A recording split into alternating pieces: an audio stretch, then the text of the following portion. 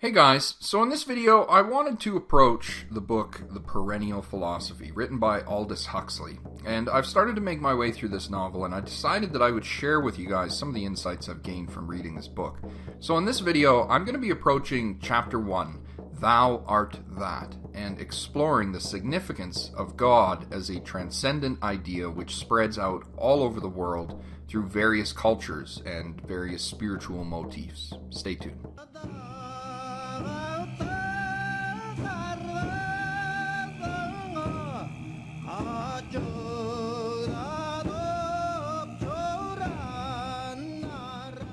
So in the book, What is Hinduism?, we read, the center of Hinduism is the Absolute, the timeless, formless, spaceless God who manifests as pure consciousness and as the most perfect form conceivable.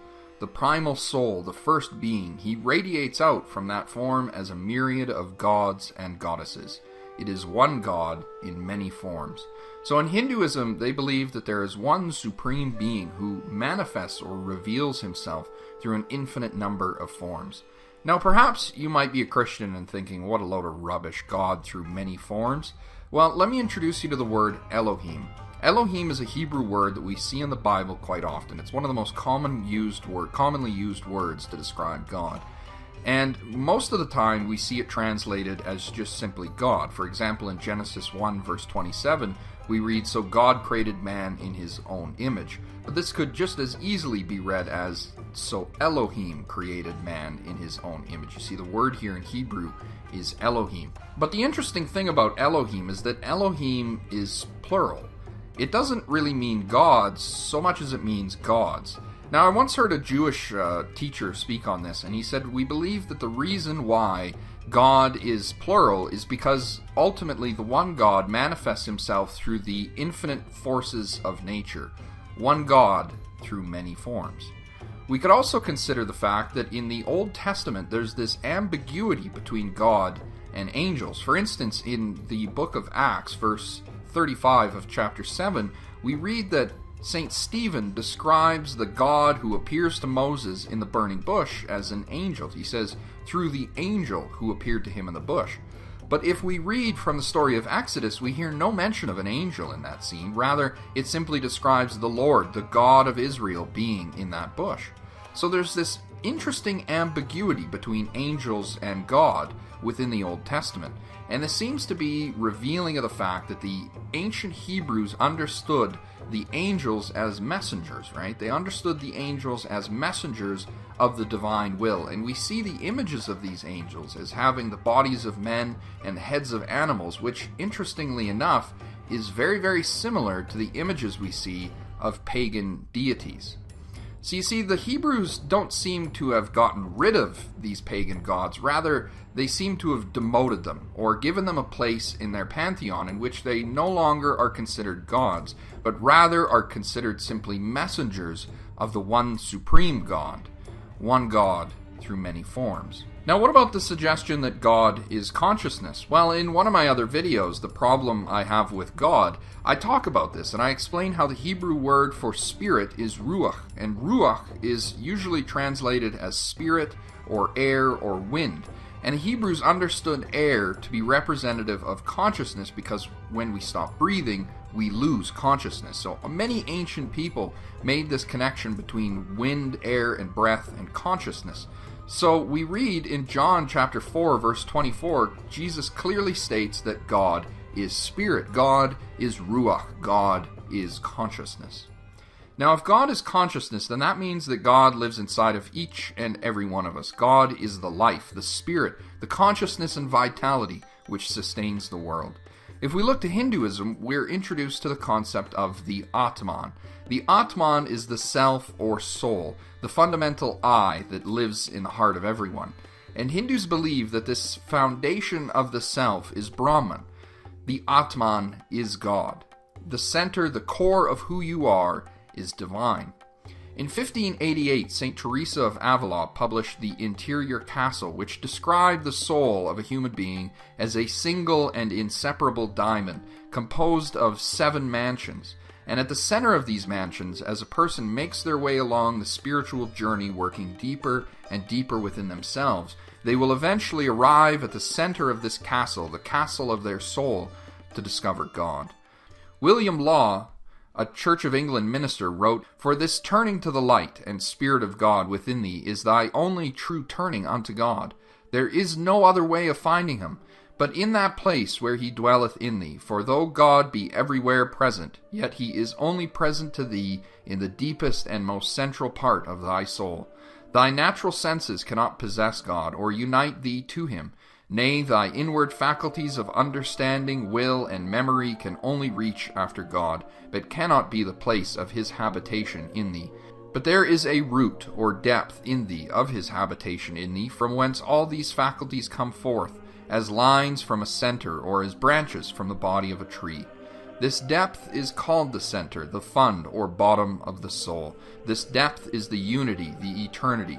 I had almost said the infinity of thy soul, for it is so infinite that nothing can satisfy it or give it any rest but the infinity of God."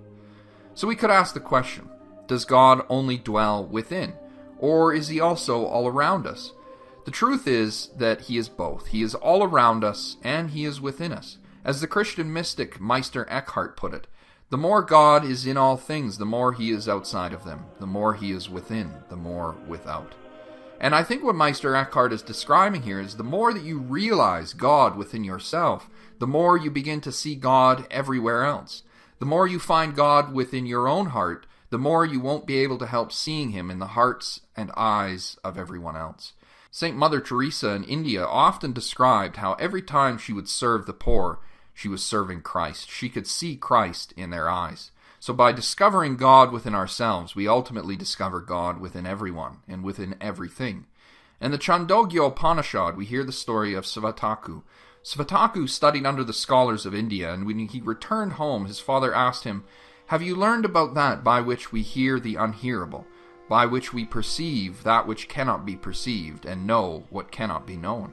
Svataka answered him, "What is that instruction, sir?" And his father said, "Fetch me a fruit of the Nagrota tree." And the boy went and he got the fruit. His father then said, "Break it open." And the son broke the fruit open. And the father asked him, "What do you see?" And the son said, "I see seeds." And the father said, "Open one of them." So the boy broke open the seed, and the father asked again, "What do you see, my son?" And the son said, "Nothing at all." And the father says, "My son, that subtle essence, which you do not perceive there, of that very essence this great tree is born. Believe it, my son, that which the subtle essence in all that exists has itself. It is the true, it is the self, and you, Svataka, are it." So what Svataka's father is describing to his son here is that the great mystery of the Nagrota tree grows from this invisible mystery, this invisible and subtle mystery that hides in the center of the seed. We find a similar analogy described by Jesus when he says the kingdom of heaven is like unto a mustard seed, which a man plants in the field, and when the tree grows, all the birds of the air come and nest in its branches. And we also find Christ describing the kingdom of God by saying the kingdom of God is within you and all around you. The Indian sage Shankara once said, "The nature of this one reality must be known by one's own clear spiritual perception. It cannot be known through a teacher. Similarly, the form of the moon can only be known through one's own eyes. How can you see the moon through someone else's eyes?" So this inner divine spark is only known through our own inner spiritual pursuit, or as the Mandukya Upanishad puts it, the only proof for God's existence is union with him. So we can only know God by really being united with him. And this is ultimately a revelation on why religion is so difficult to prove.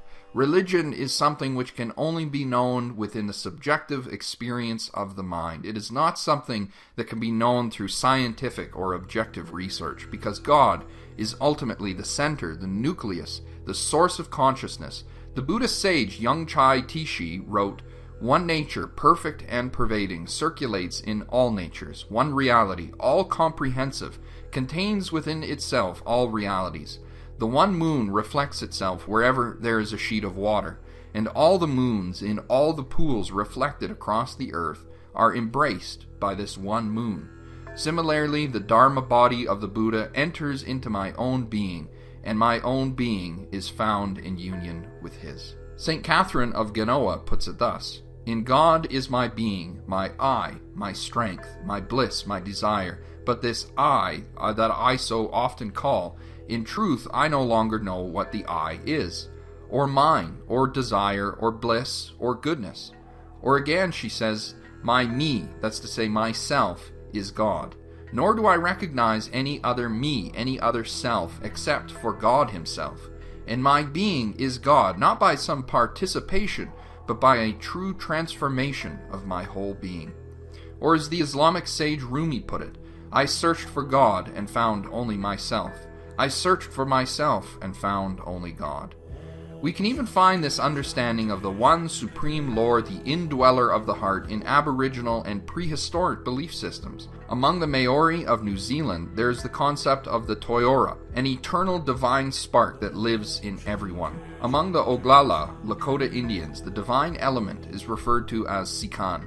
And again, among the Naskapi Indians of Labrador, we have the ideas surrounding Mistapeo, my friend. These are all Aboriginal concepts that capture this idea of this divine indweller of the heart, this immortal, unchanging, infinite being who lives in the heart of everyone. Albeit many of these spiritual ideas will differ in their details, or vary in the cultural forms through which they're expressed, the fundamental themes remain the same. There is one universal spirit within us all.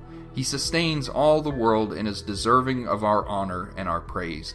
This one supreme being is the being behind all beings, the face behind every face, the life that sustains us all.